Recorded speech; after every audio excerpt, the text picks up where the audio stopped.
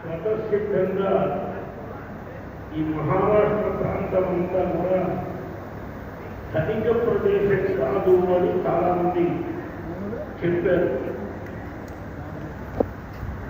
మనకి ఆంధ్ర, తెలంగాణ, తమిళనాడు, కర్ణాటక ఆ దేశాల్లో ఉన్నటువంటి మహాలక్ష్మి కటాక్ష స్థితి అక్కడ చాలా నృత్యం చేస్తూ ఉంటుంది, ఇక్కడ సామాన్యత ఉంటుంది. ఎందుకు ఈ మాట చెప్తున్నానంటే ఈ బిల్డింగ్ యొక్క స్థితి కూడా మీడియంగా ఉండేటువంటి బిల్డింగ్. ఎందుకంటే ఇంతకంటే గొప్ప బిల్డింగులు లేవా, ఇక్కడ ఎందుకు చేయడం అని ఒక సందేహం కొంతమందికి ఉండవచ్చు. ఇందులో కొన్ని అసౌకర్యాలు ఉన్నాయి, కొన్ని సౌకర్యాలు ఉన్నాయి. కానీ ఇక్కడ ఉండేటువంటి పరమ పవిత్ర స్థితిని గుర్తించబడి ఇక్కడ చేయాలి అనే సంకల్పం జరిగింది. దానికి భగవదాజ్ఞ జరిగింది. అరుణాచలంలో సప్తాహం పూర్తయిన వెంటనే నాకు ఒక వారం 10 రోజులుగా కదిలే స్థితి ఉండదు సహజంగా. కానీ ఎవరికి మా పిల్లలకు కూడా చెప్పకుండా నాకు అత్యంత ముఖ్యమైనటువంటి హైదరాబాద్ వ్యక్తి అన్నదాన ప్రసాద్ గారు, నానాజీ గారు, వారికి ఫోన్ చేసి చెప్పారు, అయ్యా మనం పట్టణంలో వెళ్ళాలి, నేను హైదరాబాద్ ఇంటికి వస్తున్నాను, అట్లాగే రండి వెళ్దామన్నారు. ఆయన తీసుకుని ఇక్కడికి వచ్చారు. ఒక రోజు వెళ్దాము, ఇంకొక రోజు ప్రయత్నం చేశాము. ఇక్కడ సంధ్యావందనం చేసుకుంటూ ఉంటే ఇక్కడ స్థానికంగా ఉండేటువంటి వారు చెప్పారు, ఇక్కడ పాండురంగ మందిరం ఉన్నటువంటి స్థలంలో కంచికామకోటి పరమాచార్య స్వామి వారు వచ్చి పీఠం పెట్టి చంద్రమౌళీశ్వర పూజ చేశారు. ఆ తర్వాత జయేంద్ర సరస్వతి స్వామి వారు వచ్చారు. ఆ తర్వాత శంకర విజయేంద్ర సరస్వతి స్వామి వారు వచ్చారు.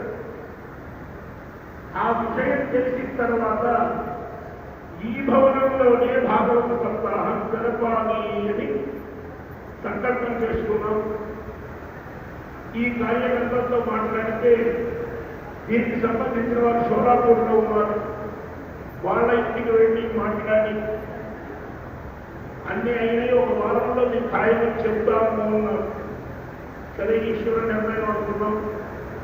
కామకోటి స్వామి వారు తిరుపతిలో ఉన్నారు పీఠంతో. ఆ సందర్భంలో ఆహితాగ్ని సభలోని నిత్యాగ్ని మంత్రం చేసే వారందరినీ భారతదేశంలో 135 మంది ఉంటే వారందరినీ పిలిచి సభలు చేస్తారు 4 రోజులు. ఆ సభకి మా అందరికీ ఆహ్వానం వచ్చింది, మేము అక్కడికి వెళ్ళాం. రెండవ రోజు సాయంత్రం స్వామివారి దగ్గరికి నేను వెళ్ళి, అయ్యా మీ అనుగ్రహంతో అరుణాచలంలో మన శంకర మఠంలో భాగవత సప్తాహం దిగ్విజయంగా పూర్తయింది, పండరీపురంలో చేయాలి అని అనుకుంటున్నాము, మీ అనుగ్రహంతో జరగాలి అని నేను అలా చెప్పగానే వారు మనం చంద్రమౌళీశ్వర పూజ చేసిన భవనంలో మీరు చెయ్యండి అన్నారు. చాలా ఆశ్చర్యం వేసి నోటెవ్వలసిన మాట రాలేదు.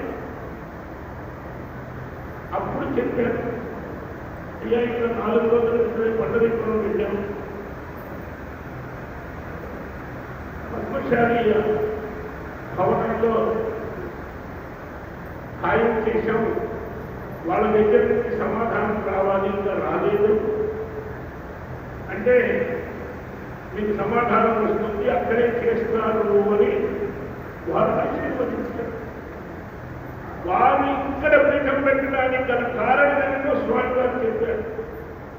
భావి ఉన్నది, భావి లేకపోతే చంద్రమౌళీశ్వరుడు చేయరు వారు. బోరింగ్ కానీ భావి కానీ ఉండాలి. ఇక్కడ భావి ఉన్నది ప్రాంతంలో అందుకని పరమ గురువులు పరమాచార్య స్వామి వారు ఇక్కడ చంద్రమౌళేశ్వర పూజ చేయాలి అని చేశారు. కాబట్టి మీరు అక్కడే జరుగుతారు అని వారు ఆజ్ఞ చేశారు. వారి ఆజ్ఞని మేము ఇంటికి వచ్చిన తర్వాత 2 రోజులకి వీళ్ళ దగ్గర నుంచి ఈ చైర్మన్ ఫోన్ చేసి, అయ్యా మీరు మా భవనంలో జరుపుకోండి అని వాళ్ళ దగ్గర నుంచి ఆజ్ఞ జరిగింది. అంటే ఇదంతా కేవలం గురుకటాక్షం అని సభాముఖంగా తెలియజేస్తున్నాం. ఇప్పుడు ఈరోజు జరగవలసినటువంటి ప్రవచనం పూర్తయింది. మనందరికీ షోలాపూర్ దుర్పట్లు, షోలాపూర్ తపస్సు చాలా విశేషమైన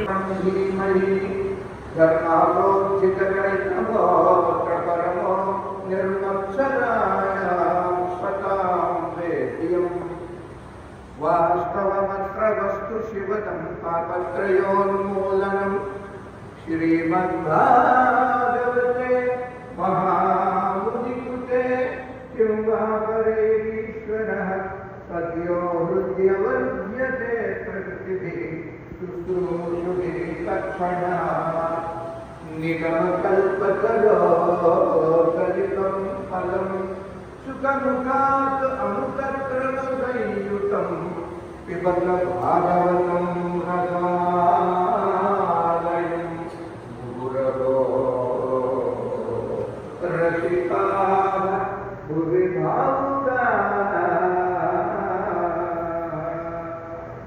యం ప్రవ్రజంతమపేతమపేతకృత్యం ద్వైపాయనో విరహ కాతరాయుః పుత్రేతి తన్మయతయా తరవోభినేదు తం సర్వభూతహృదయం మునిమానతోస్మి యస్మానుభావం అఖిలశ్రుతిసారం ఏకం అధ్యాత్మదీపం అతితీరషతాం తమోంధం సంసారిణో కరుణయాద పురాణగుహ్యం తం వ్యాసశోనుముపయామి గురుం సచ్చిదానందరూపాయ విశ్వోత్పత్యాదిహేతవే తాపత్రయ వినాశాయ శ్రీకృష్ణాయ వయం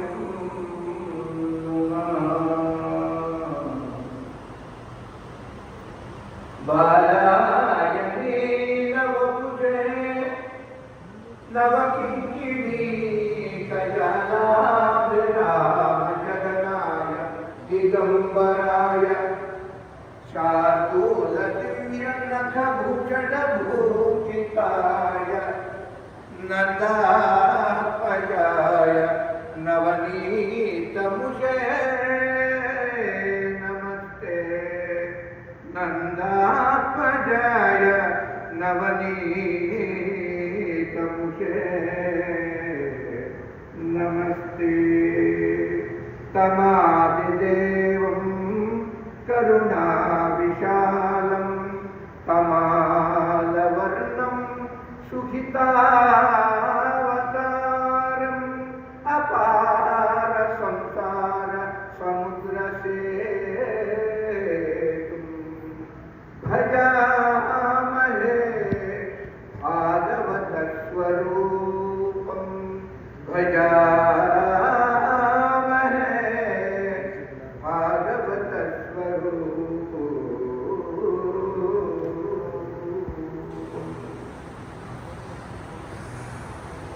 నారాయణం నమస్కృత్య నరం చైవ నరోత్తమం దేవీం సరస్వతీం వ్యాసం తతో జయముదీరయేత్. నమోస్తుతే వ్యాసశాలబుద్ధే పుల్లారవిందాయిత పుత్రనేత్ర येन त्वया भारत तैलपूर्णः प्रज्वालितो ज्ञानमय प्रदीपः. श्री कृष्ण गोविंद हरे मुरारे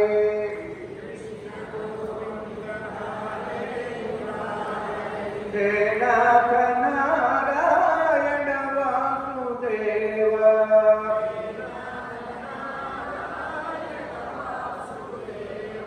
श्री कृष्ण गोविंद हरे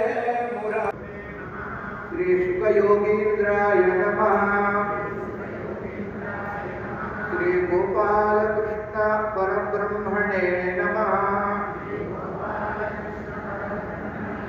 श्री पाण्डुरंग भगवते नमः। सतां समाजो भविता सप्तरात्रं सुदुर्लभः अपूर्वरसरूपेव तथा च अत्र भविष्यति। श्रीभागवत पीयूषपानाय रसलं पटाः भवन्तश्च तथा शीघ्रम् आयात प्रेम तत्पराः। पवित्रమైన పండరీపుర క్షేత్రం, చంద్రభాగా నదీ తీరం, పుండరీక వరదుని యొక్క దివ్య సాన్నిధ్యంలో జగద్గురువులు శ్రీ శ్రీ శ్రీ కంచి కామకోటి సర్వజ్ఞ పీఠాధీశ్వరులు శ్రీ చంద్రశేఖర ఇంద్ర సరస్వతి మహాస్వామి వారి అంత్యవాసులు జయేంద్ర సరస్వతి స్వామి, వారి కరకమల సుజాతులు శ్రీ శంకర విజయేంద్ర సరస్వతి స్వామి, సత్య చంద్రశేఖరేంద్ర సరస్వతి స్వామి వారి యొక్క దివ్య ఆశయపూర్వక అనుగ్రహంతో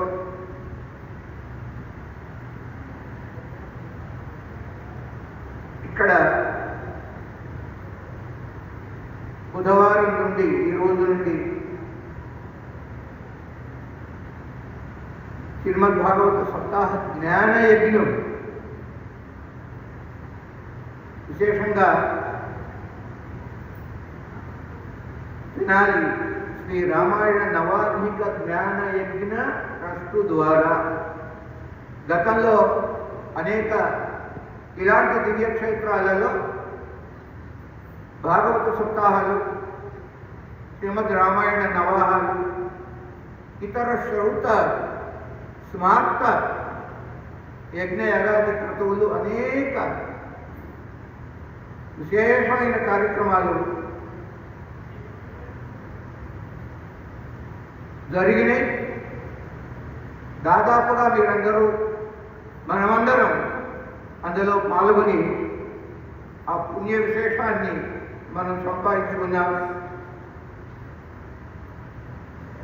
అలాగే ఈ కార్యక్రమాలు ఇందాక వారు చెప్పారు, నేను తప్ప ఈ చర్వితి చర్వణంగా ఆ విషయాలలోకి పోకుండా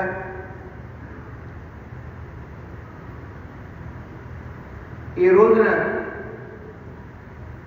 ఈ కార్యక్రమాన్ని జ్ఞానయజ్ఞ భగవత జ్ఞానయజ్ఞ ప్రవచన కార్యక్రమాన్ని శుభారంభం చేసుకుంటున్నాం. సంప్రదాయాన్ని పాటిస్తూ రేపటి నుంచి భాగవత సప్తాహ జ్ఞానయజ్ఞం ప్రారంభమవుతుంది. అనగా క్రితం రోజున అనగా నేడు ఈ పవిత్రమైన ఈ సాయంకాల ప్రదోష సమయంలో రేపటి నుండి వినబోయే భాగవత పురాణం యొక్క మహిమ, మాహాత్మ్యము, ఆ గ్రంథము యొక్క శక్తి, సామర్థ్యం, ప్రభావం, ప్రాభవం, వైభవం, ఎంత వైభవంగా కార్యక్రమాలు గతంలో జరిగినాయి, ఇతోధికమైనటువంటి వైభవంతో పండరీ క్షేత్రంలో కూడా మన భాగవత సప్తాహ జ్ఞానయజ్ఞ కార్యక్రమం అంతకు మించిన వైభవంగా జరుపుకొనబోతున్నాం. ఇదంతా పరమాత్మ యొక్క విశేషమైన కృప, అనుగ్రహం. ప్రారంభంలో ఈ క్షేత్రం యొక్క మహాత్మ్యం చెప్పుకుందాం సంగ్రహంగా. ఆ తర్వాత భాగవత గ్రంథ మహిమని శ్రవణం చేస్తాం. పరమాత్మ సర్వవ్యాపి, ఇందుగలడు అందు లేడు అని సందేహము వలదు. చక్రి సర్వోపగతుండు ఎందెందు వెదకి చూచిన అందందే గలదు. వెదకి చూచిన చాలా గొప్ప మాట అండి. ఇక్కడ రెండు క్రియలు ఉన్నాయి. అందులో ఒకటి వెతకటం, రెండవది చూడటం.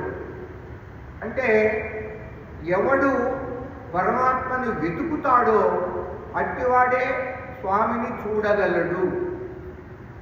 అన్వేషణ, సోన్వేష్టవ్య విజిజ్ఞాసితవ్య అది ఉపనిషత్తు మాట. అది వెతకటము, చూడటం.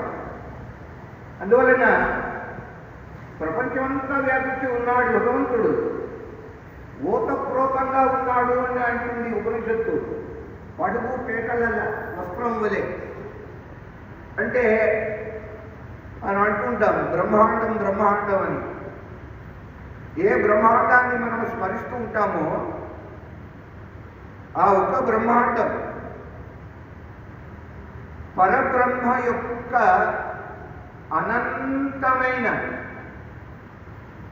శరీరంలో ఒక అణువు మనం భావించే బ్రహ్మాండం. అలాంటి బ్రహ్మాండ అనేక కోటి బ్రహ్మాండ జనని అని అమ్మవారికి పేరు లలితలో. అది ఆమె యొక్క దివ్యమైనటువంటి విగ్రహం, ఆ స్వరూపం. అందువలన పరమాత్మ కేళిలోల విరస దృగ్జాల సంభూత నానా ఖంజాత భవాండ కుంభకు మహానందాంగన డింబకు శ్రీ కైవల్య పదంబు చేరుటకు నై చింతించట. పరమాత్మ అంతటా ఉన్నాడు, సదా ఉన్నాడు, సదా సర్వదా. అయితే భక్తుల యొక్క విశేషం, వారి యొక్క పుణ్య విశేషం కొద్దీ సర్వవ్యాపకంగా ఉన్న పరమాత్మ మనకి కంటికి కనిపించడు. వ్యాపకమైన వస్తువుని చూడలేము. ఈ చర్మచక్షువులకి గోచరించడు పరమాత్మ. అయితే భక్తులు కనుక ప్రార్థించినట్టయితే ఆ స్వామియే సగుణ సాకారంగా ఇలాంటి ప్రదేశాలలో, అనగా తీర్థాలలో, క్షేత్రాలలో పరమాత్మ సగుణ రూపంగా, సాకార రూపంగా మనందరికీ ఆనందాన్ని కలిగిస్తాడు. కనువిందు గావిస్తాడు పరమాత్మ. చూడండి, ఆవు పచ్చి గడ్డి తింటుంది. ఆ గడ్డి యొక్క దాన్ని గ్రాసము అంటారు సంస్కృతంలో. ఆ గ్రాసము యొక్క రసం, గ్రాస రసం ఆవు యొక్క శరీరం అంతా నిండి ఉంటుంది. కానీ ఆ రసము వల్ల కలిగేటటువంటి సారం అనగా దుగ్ధము, క్షీరము, ఆ క్షీరాన్ని మనం ఎలా పొందగలం? ముదుగు ద్వారా మాత్రమే పొందగలం. అదేవిధంగా మామిడి చెట్టు ఉంది. చెట్టు అంతా కూడా సారం ఉంటుంది. కానీ మనకు ఆస్వాద యోగ్యం ఎప్పుడవుతుంది? ఫలరూపంగా పరిణమిస్తే. అలాగా వేదము కల్పవృక్షమైతే శ్రీమద్భాగవత పురాణము ఆ కల్పవృక్షానికి కాచి ఫలించిన రసమయమైనటువంటి ఫలం. ఫలమంతా రసమే. రసేతరం అనగా రసము కానిది భాగవత ఫలంలో లేదు. లౌకికమైన ఫలములు అలా ఉండవు. ఏదో కొంత త్యాజ్యమైన అంశం ఉంటుంది, పారేస్తాం. పైన తోలు ఉంటుంది, తుప్పు అంటాం. లోపల గింజలు ఉంటాయి, టెంక ఉంటుంది, పారేస్తాం, రసం స్వీకరిస్తాం. కానీ భాగవత పురాణం అలా కాదండి. అంతా రసమే. రసరూపమైన ఫలము, ఫలరూపంగా ఉన్న రసం ఎలా గ్రహించాలి? అందువలన మందిరంలో పరమాత్మ ఆవిర్భవిస్తూ ఉంటాడు. ఆ మందిరానికి వెళ్ళి గర్భాలయంలో సుప్రతిష్ఠితుడైన పరమాత్మ యొక్క ఆ మూల విరాట్ని అత్యుచ్చామనుకోండి, మనసుకి ఎంత శాంతి, విశ్రాంతి మనకి లభిస్తుంది. ఎందుకంటే ఇలాంటి పవిత్రమైన క్షేత్రాలు పరమాత్మ ప్రతిబింబించేటటువంటి అద్దము లాంటి క్షేత్రాలు. సూర్యకిరణాలు గోడ మీద పడతాయి, ప్రతిఫలించవు. ఆ కిరణాలే అద్దం మీద పడితే ఇబ్బడిగా మనకి వెలుగు వస్తుంది. ఆ విధంగా క్షేత్రాలు, అక్కడ నిర్మితమైనటువంటి ప్రాచీన మందిరాలు, పరమాత్మ ఆ విగ్రహాలు, ఇవన్నీ ప్రతిబింబించే స్థానాలు. ఆ విధంగా ఈ క్షేత్రం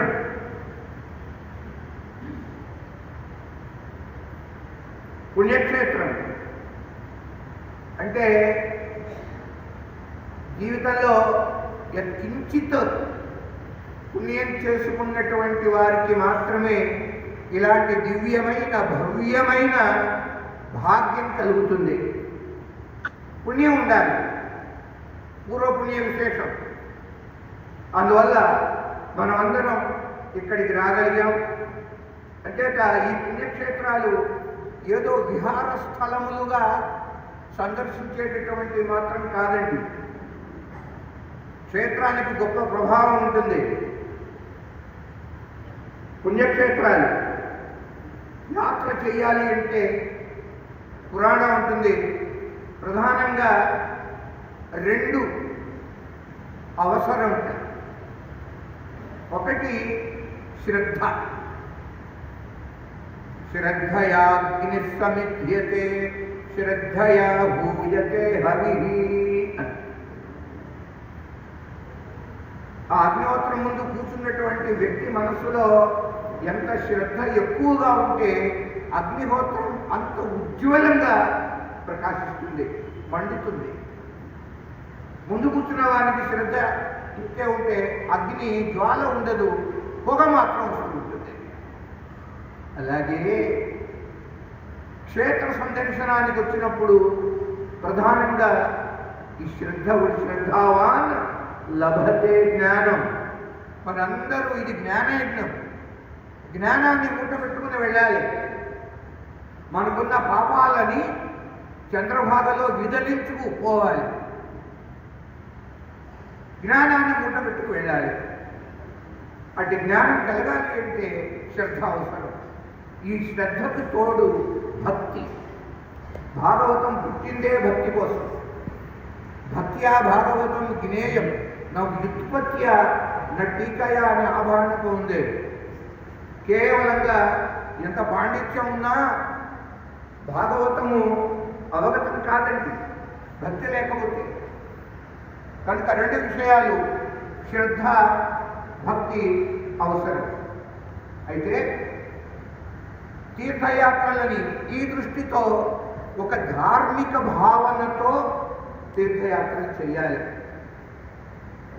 ఇలాంటి పవిత్ర స్థలాలలో సహజంగా ఇది కలియుగంలో కలేర్ దోషనిధే రాజన్నం అస్తి ఏకో మహాన్ గుణ కీర్తనాదేవ కృష్ణస్య ముక్త సంగ పరం వ్రజేత్.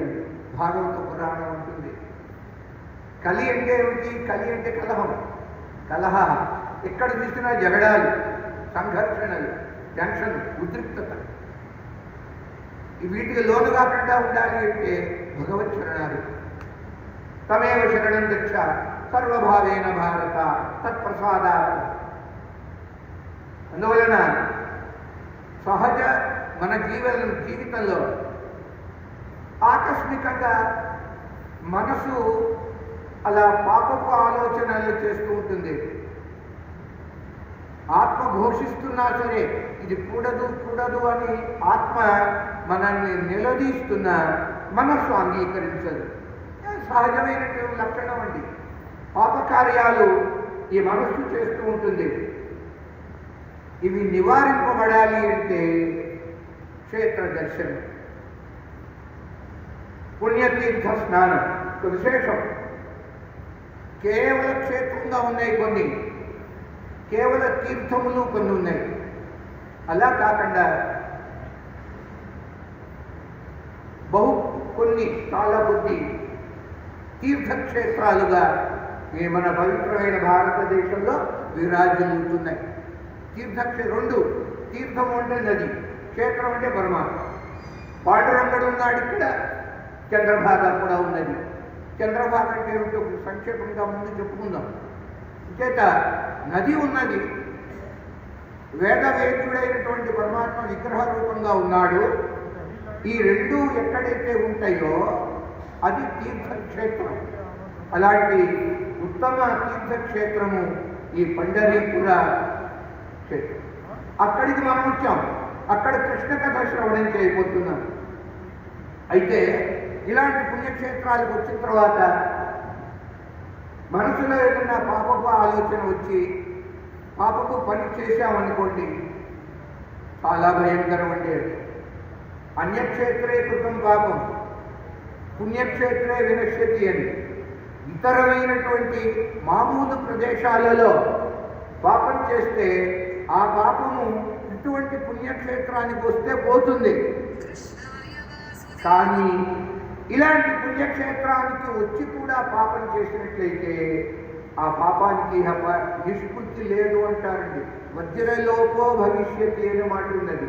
అది ఒక డైమండ్ కఠినంగా వజ్రంలాగా ఉండిపోతుంది, ఇంకా దానికి ప్రాయశ్చిత్తం ఉండదన్నారు. ఈ మాటల్ని దృష్టిలో పెట్టుకోవాలి.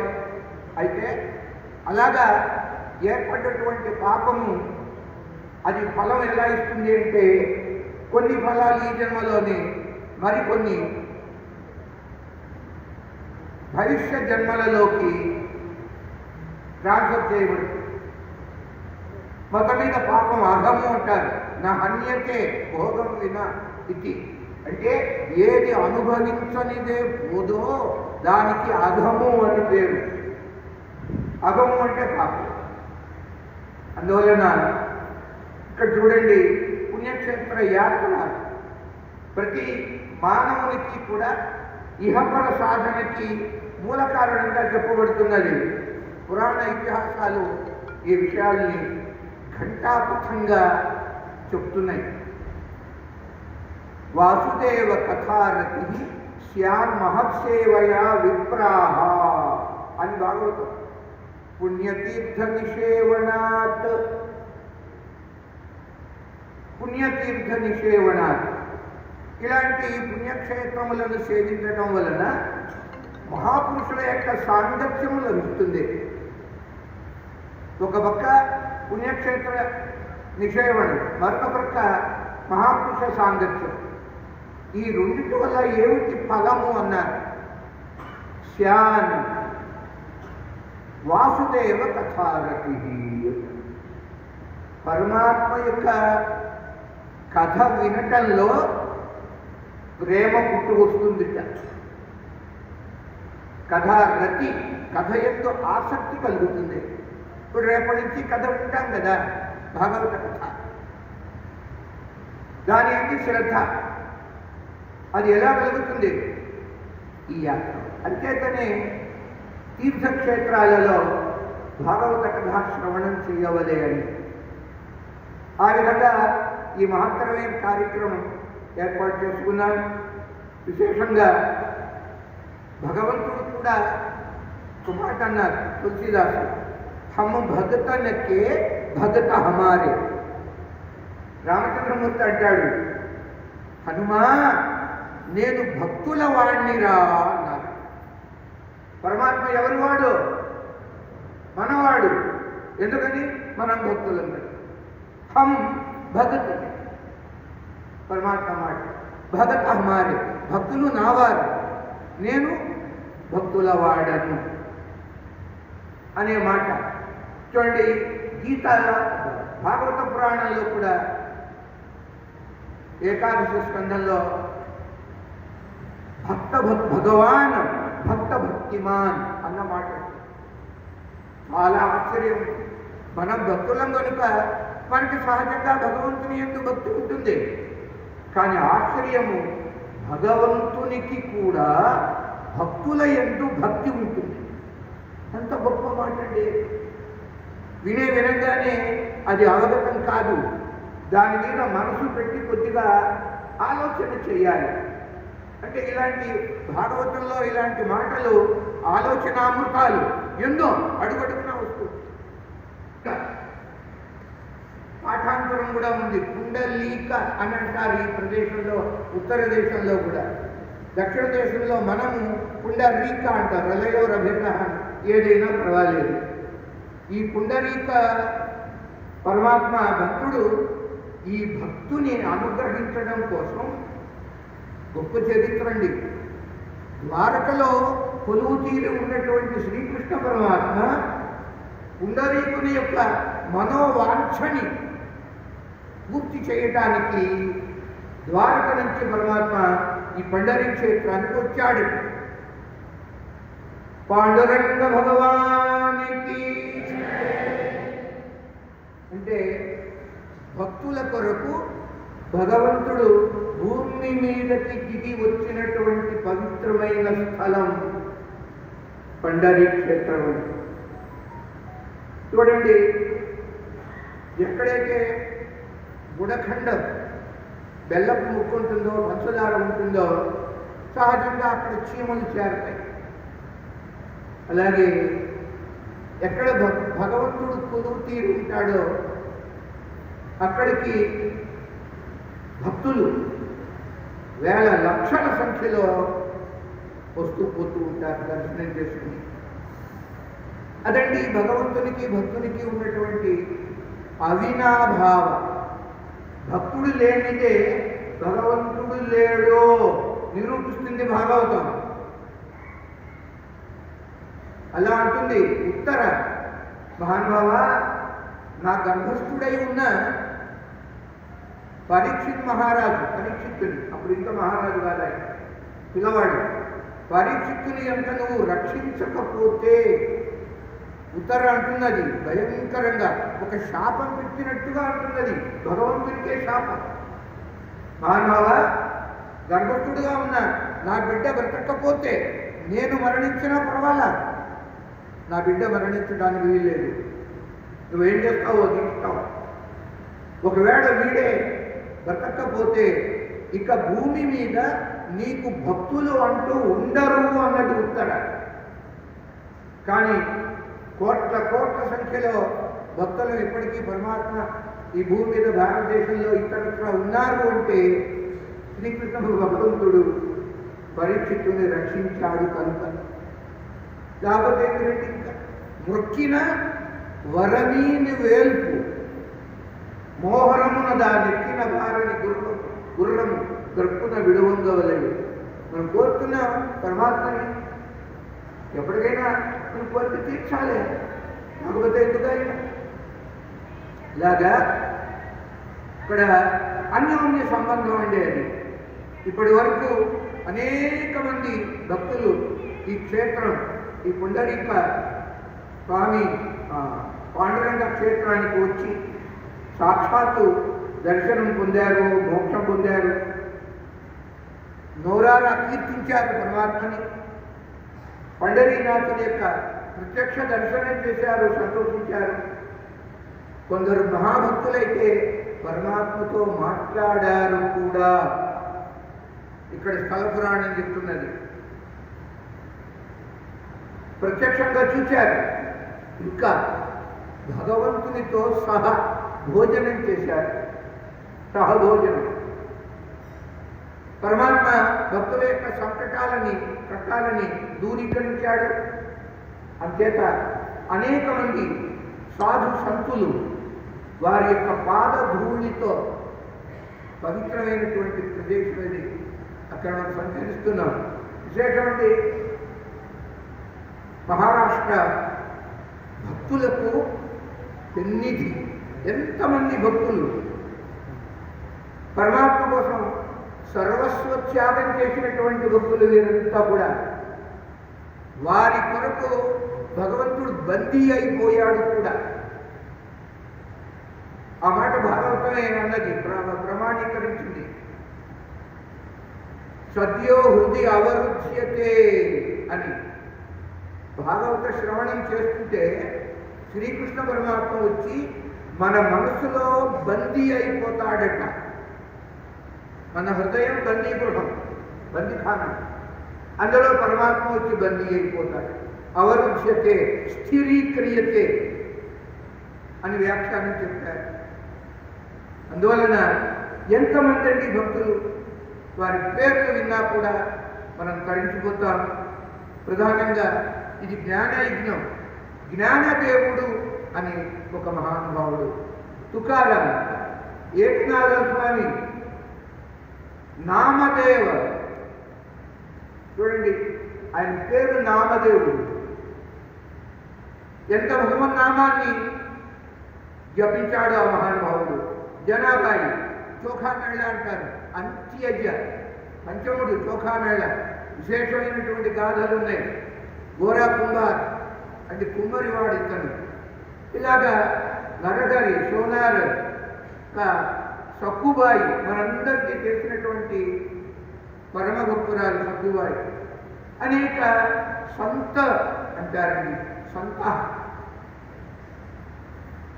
ధన్యులయ్యారు. ఇక్కడ ఏ విధమైన క్షేత్ర దర్శనంతో పరమాత్మలో భక్తి ఉద్రేకం చెందుతుంది.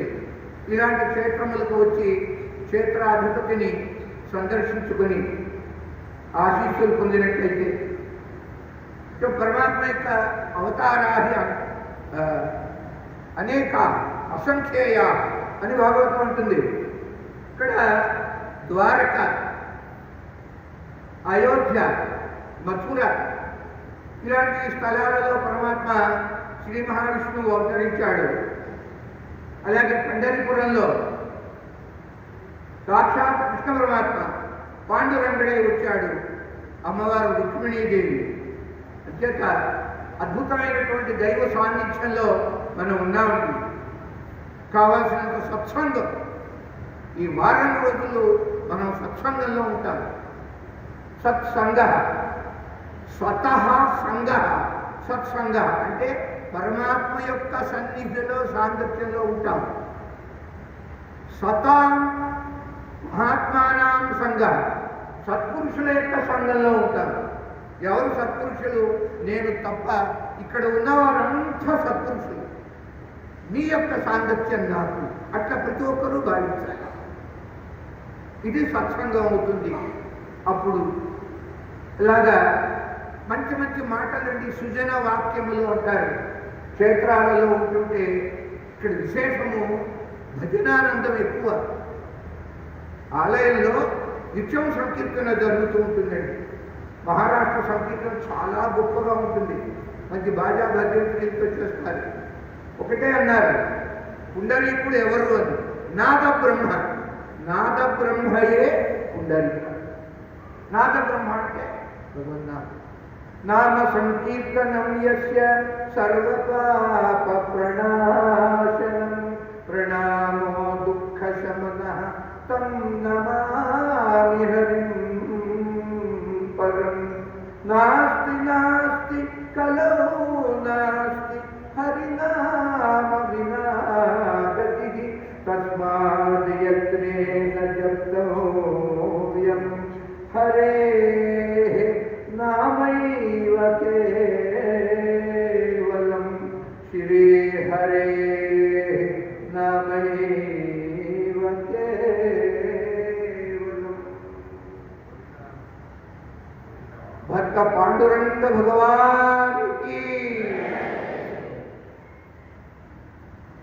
నీ పాద కమల సేవయు, నీ పాదాత్యపులతోటి నైయమును, నితాంత అపార భూత దయయును, తాపస మందార నాకు దయచేయగదే. భక్తవత్సల భగవానికి నాద బ్రహ్మ అంటే శబ్ద బ్రహ్మ. శబ్ద బ్రహ్మ అంటే శబ్ద రూపంగా శ్రూయతే, వినబడుతున్నటువంటి పరబ్రహ్మ. శబ్ద బ్రహ్మ లేకపోతే పరబ్రహ్మ యొక్క అవగతి తెలుసుకోవటం, అనుభవాన్ని తెచ్చుకోవటం కష్టం, చాలా కష్టం. వేద ఇచ్చే సర్వై అహమేవ వేద్య. వేదము, ఉపనిషత్తులు, శాస్త్రాలు, పురాణాలు ఉన్నాయి కనుక మనకి ఇంత మాత్రంగా తెలుస్తోంది భగవంతుడు అంటే ఎవరు. శబ్దం చెప్పాలి, శబ్ద ప్రమాణం తిరుగులేనటువంటిది. అట్టి శబ్ద బ్రహ్మ నాద బ్రహ్మ. శబ్ద బ్రహ్మణి నిష్ణాత పరం బ్రహ్మాధిగచ్చతి. ఏకాదశ స్కంధంలో అంటాడు పరమాత్మ.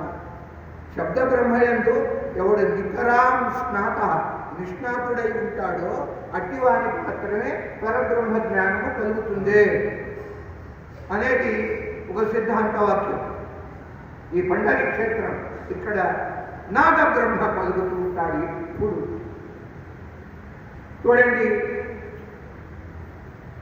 పండరీపురం చంద్రభాగ, ఉదయము చంద్రభాగ స్నానం. ఎంత దగ్గరగా ఉన్నది మనకు నది. ఈసారి అన్ని చిక్క అనుకూలాలన్నీ ఉనగురున్నాయి.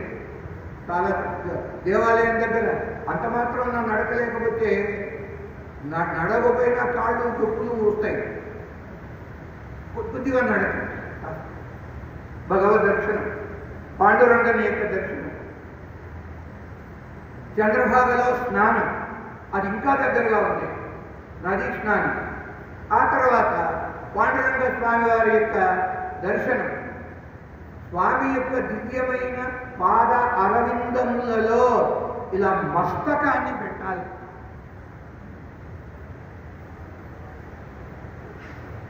ఎక్కువ మంది భక్తులుంటే ఇలా తాకిపోయి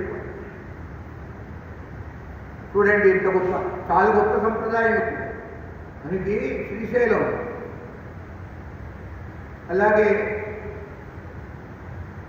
మహాకాళేశ్వరుడు, ఇలాంటి ప్రదేశాల్లో కాశీ స్పర్శ ఉన్నది మనం. కానీ అది లింగ రూపం. అక్కడ కాళ్ళు లేవు, చేతులు లేవు, తృప్తి లేదు. కాళ్ళని పడాలి, కాళ్ళ మీద పట్టమంటారు కదా. పాదాభివందనం. పాదాభివందనం నాకు తెలిసి భారతదేశంలో కేవలము ఈ పండరీ క్షేత్రంలోనే అలా చేస్తారు. మస్తకాన్ని ఇలా ఉంచటం, తలరాత మారిపోతుంది, తలరాతలు మారుతాయి. అందువలన వేలాది భక్తగణాలు పరమాత్మను సేవించుకుంటూ ఉన్నారు. విశేషంగా హరి చతుర్ధామాలు మరొక విధంగా ఇక్కడ చార్ధామ్ చెప్తున్నారు. మరొక విధంగా దక్షిణంలో ఈ క్షేత్రం పండరీ క్షేత్రం, ఉత్తరంలో మధుర లేక బృందావనం, పడమరలో ద్వారక, తూర్పులో జగన్నాథ స్వామి. జగన్నాథ స్వామి నయన పథగామి భవతుమే అంటారు శంకరులు. ఈ పండరీ క్షేత్రానికి వచ్చినప్పుడు శంకర భగవత్పాదులు కూడా అద్భుతమైన ఒక అష్టకాన్ని మనకు అందించారు పాండురంగని మీద. అది కూడా ఒక పూర్తి చదువుకుందాం. అట్లా ఇంకేత అయితే ఈ పండరీ క్షేత్రం ఎప్పటి నుంచి ఉన్నది అని సమయం తెలియదండి ఎవరికి. అతి పురాతన కాలం.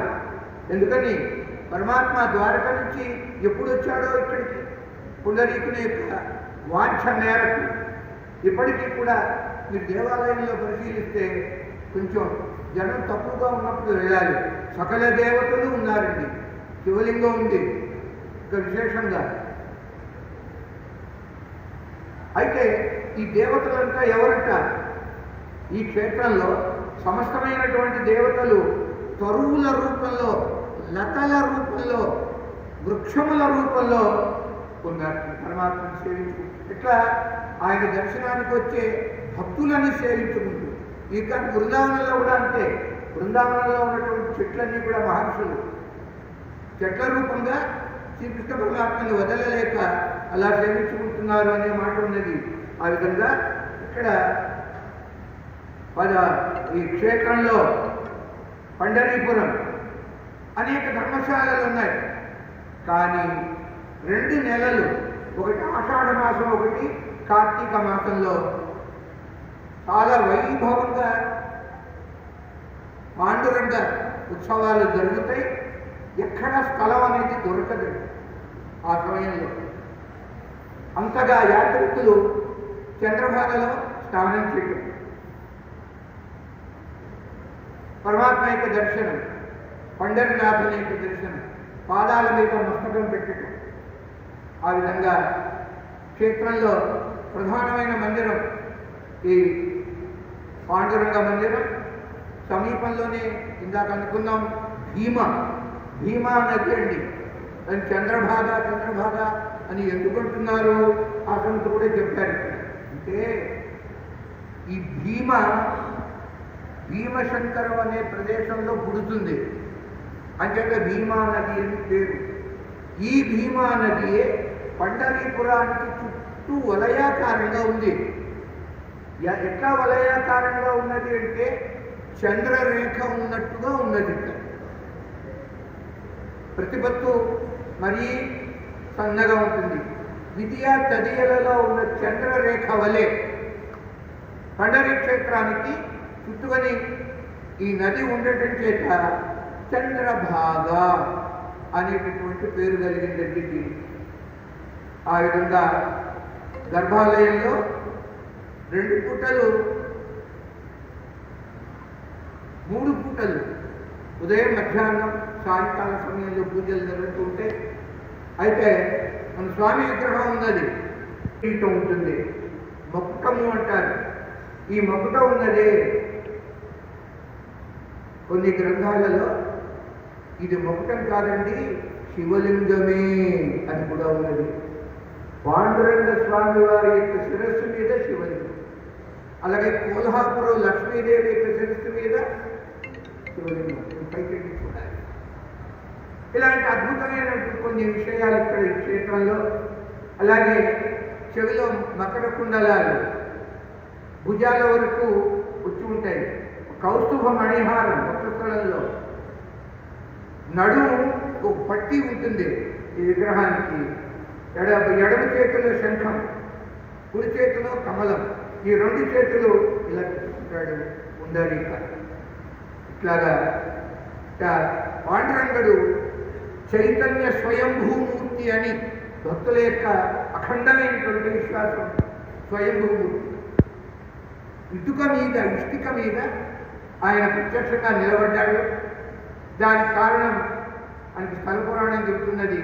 భక్త పుండరీకుడి యొక్క కారణం చెప్పారు. పుండరీకుడు మొదట్లో కొంచెం విశృంఖలంగా బ్రతికినవాడు. భక్తి జ్ఞాన వైరాగ్యాలు విషమంతా కూడా ఉండేవి కాదండి. ప్రపంచం మీద ఆసక్తి అధికంగా ఉండేవాడు. జీవితంలో ఓ చక్కని మార్పు వచ్చింది. మార్పు రావడానికి కారణం తీర్థయాత్ర. కాబట్టి కథ లోకంలో మీకు అందరికీ తెలిసిందే. ఇక మనకి ఇంకా కూడా భాగవత గోకర్ణ మహాత్మ్యం కూడా ఉన్నది. కనుక ఆ మహానుభావుడు యాత్రకు వచ్చి తల్లి తండ్రి మాతాపితరులు ఇంత గొప్పవారా గుర్తు తెలుసుకున్నాడు. మాతృపితృసేవ మొదలుపెట్టాడు. పితృసేవ చేస్తుంటే సంతోషించి పరమాత్మ శ్రీకృష్ణుడు పాండురంగ వేషంలో వచ్చారట. పుండరీక నేను వచ్చారా? ఈ పుండరీకుడు అంటాడు, నువ్వు వచ్చావు స్వామి, చెప్పబెట్టకుండా హఠాత్తుగా వచ్చావు, నేనేం చేయను, ఇప్పుడు నేను బిజీగా ఉన్నాను అన్నాడు. వ్యస్తున్నై ఉన్నాను. ఏమిటి వ్యస్తత అంటే, మా అమ్మ నాన్న పాదసేవలో ఉన్నాను నేను, అది వదిలి నీ వద్దకు రాలేను అన్నాడు. మరి నేను చేశారా? నా పాదసేవ పూర్తయ్యేంత వరకు నాతో నీకు అవసరం ఉంటే వేచి ఉండు, అవసరం లేకపోతే సో భక్తునితో అవసరం ఉండదా అండి? భగవంతుడికి ఎలా వెళతాడు? ఉండు అన్నాడు. ఎలాగా ఇటుక వేశాడు. ఆ ఇటుక మీద పరమాత్మ కాలు పెట్టి విగ్రహం కూడా అలాగే. అంత భక్త వాత్సల్యం ఉంది పరమాత్మకి. అలాగా ఈ మూర్తి విగ్రహం యొక్క కాళ్ళ మీద పడటానికి అదే కారణం. అంత గొప్ప ఆ పాదములు. నిత్యోపచారాలు, ఇంకా ఉత్సవాలు బాగా విరివిగా జరుగుతూ ఉంటాయి ఈ క్షేత్రంలో. పండరి మహాత్మ్యం ఎంత గొప్పది అంటే, ఇంద్రునికి శాపం వచ్చింది. గౌతమ మహర్షి యొక్క శాపం. సహస్ర భగవాన్ భవ అని శాపం పెట్టాడు. భగము అంటే యోని. నీ శరీరం మీద 1000 యోనులు ఏర్పడుగా కానీ శాపం. అయితే పాపం బాధపడ్డాడు. కాళ్ళ మీద పడితే గౌతములు అన్నారు, నీకు మాత్రమే యోనులుగా కనిపిస్తాయి, లోకులకి కళ్ళుగా కనిపిస్తాయి లేబో అన్నారు. అంటే ఆయనకి సహస్రాక్ష అని పేరు. ఇంద్రునికి 1000 కళ్ళు. ఆ కళ్ళు కాదు, న్యాయంగా అవి యోనులు. అంటే ఆ ఇంద్రుడు చేసినటువంటి అహల్య జాగ్రత్తం ఉన్నది కదా, దానివల్ల ఆ పాపం వల్ల కలిగే పుణ్యమండి. అయితే సహస్ర భగములు ఒంటి మీద ఎంత కష్టమండి భరించడం. శ్రీ మహావిష్ణువుని శరణాగతి చేశాడు. అప్పుడు మహావిష్ణువు ఇంద్రుని చేతిలో అనుగ్రహిస్తూ ఒక అయహ ఇనుప దండాన్ని ఇచ్చాడు. ఇనప దండం అలా ఇచ్చి పరమాత్మ అన్నాడు శ్రీ మహావిష్ణువు, ఇంద్ర నువ్వు తీర్థయాత్రలు చేస్తూ ఉండు, తీర్థాలలో మునుగుతూ ఉండు. ఏ తీర్థంలో మునిగితే ఈ ఇనుప దండం అది మునగకుండా తేలుతుందో నీళ్ళ మీద. ఇనుప దండం అంటే ఎంత బరువుగా ఉంటుంది, ఇలా పడేగానే నీళ్ళలో మునిగిపోతుంది. అలా మునగకుండా ఏ తీర్థంలో తేలుతుందో అక్కడ నీకు ఈ పాప పరిహారం అయిపోతుంది. అలా సెలవిచ్చారు. ఆ శిరసావహించి ఇంద్రుడు అనేక తీర్థాల్లో మునుగుతూ ఇక్కడికి వచ్చాడు. పండరీపురంలో చంద్రభాగలో ఆ దండం వేసేటప్పటికి చాలా విలక్షణంగా విచిత్రంగా అది నీళ్ళ మీద తేలింది. భక్తవత్సల భగవానికి, పాండురంగ భగవానికి పెట్టేటువంటి అవసరమే లేదు. అంత గొప్పగా శంకర స్వామి దర్శించుకున్నారు ఈ క్షేత్రాన్ని. అద్భుతమైన స్తోత్రాన్ని మనకు అందించారు. పాండురంగ అష్టకం చాలా గొప్పగా ఉంటుంది. ఈ క్షేత్రంలో ఉన్నంతకాలం అంటే 7 రోజులు పాండురంగ ఈ అష్టకాన్ని పఠించుకోవటం చాలా విశేషమైనటువంటి లాభప్రదంగా ఉంది. ఎందుకంటే ఏ క్షేత్రంలో ఆ క్షేత్ర అధిదేవత ఉంటాడో ఆ అధిదేవతకి సంబంధించినటువంటి కీర్తనలని మనం గానం చేస్తూ ఉండాలి. ఆ ఉద్దేశంతో చెప్పిన మాట. జగద్గురువులు చక్కగా మహాయోగి పీఠే తటే భీమరథ్యాం వరం పుండరీకాయ దాతుం మునీంద్రైః సమాగత్య తిష్టంతమానందకందం పరబ్రహ్మలింగం భజే పాండురంగం. పాండురంగ భగవానికి చెప్పండి. పరబ్రహ్మలింగం భజే పాండురంగం. పరబ్రహ్మలింగం భజే పాండురంగం. భక్తవత్సల భగవానికి హర నమః పార్వతీ పతయే హర హర మహాదేవ.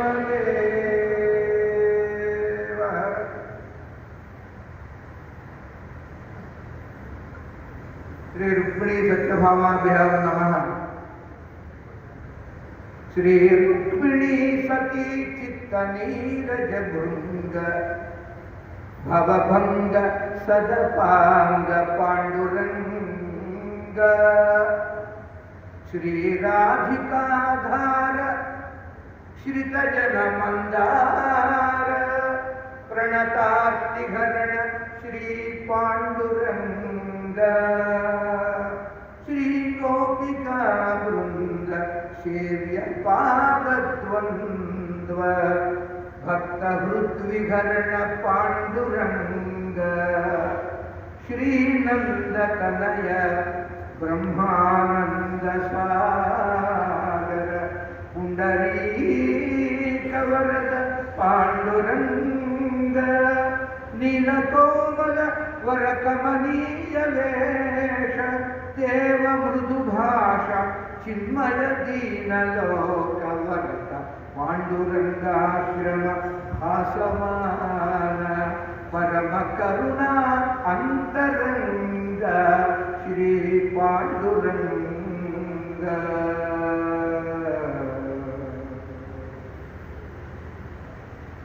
జయ పాండురంగ ప్రభో విఠల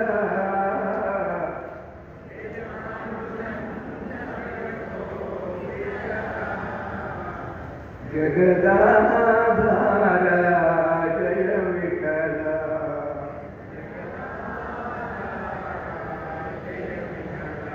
పాండురంగ విఠల పండరినాథ విఠల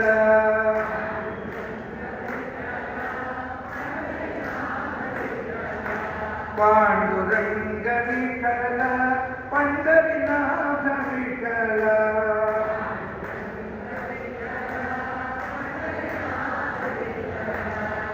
విఠల విఠల పాండురంగ విఠల విఠల పాండురంగ విఠల విఠల పాండురంగ భక్తవత్సల భగవానికి శ్రీమద్భాగవత మహాపురాణ భాగవత మహాత్మ్యం సనత్ కుమారులు అంటున్నారు, ఏ మానవ పాపకృతస్తు సర్వదా సదా దురాచారరత విమార్గదా క్రోధాగ్నిదగ్ధా కుటిలాశ్చ కామినః సప్తాహయజ్ఞేన కలో పునంతి. ఈ భాగవత సప్తాహ మహాయజ్ఞ ప్రసాదము స్వీకరించినటువంటి వారికి కలిగే మహత్తరమైన ఫలం. భాగవత శ్రవణం చేసి ఎంతమంది ఎన్ని రకాలుగా తరించారు, ఏ ఏ పాపముల నుంచి వారు విముక్తి పొందారు అది చెప్తున్నారు. ఇక్కడ అతి కోపిష్టి వారు ఉంటారు లోకంలో, క్రోధ అగ్ని దగ్ధా, అలాంటి వారి యొక్క కోపం పోతుంది, మనస్సులో దురాలోచనలు ఉండవు, రుజువర్తన ఏర్పడుతుంది.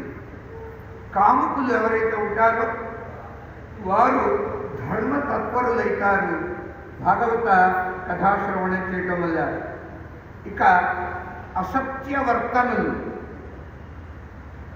తెల్లవారితే అబద్ధాలు పలికేవాళ్ళు, జీవితం అంతా అసత్యమయం, అలాంటి వారు కూడా సత్య భాషణులు అవుతారు. తల్లిని తండ్రిని దూషించేవారు, దురాశాపరులు, ఆశ్రమ ధర్మ వర్జితులు, వారి వారి యొక్క వర్ణ ఆశ్రమ ధర్మాలని విడిచిపెట్టినటువంటి వారు.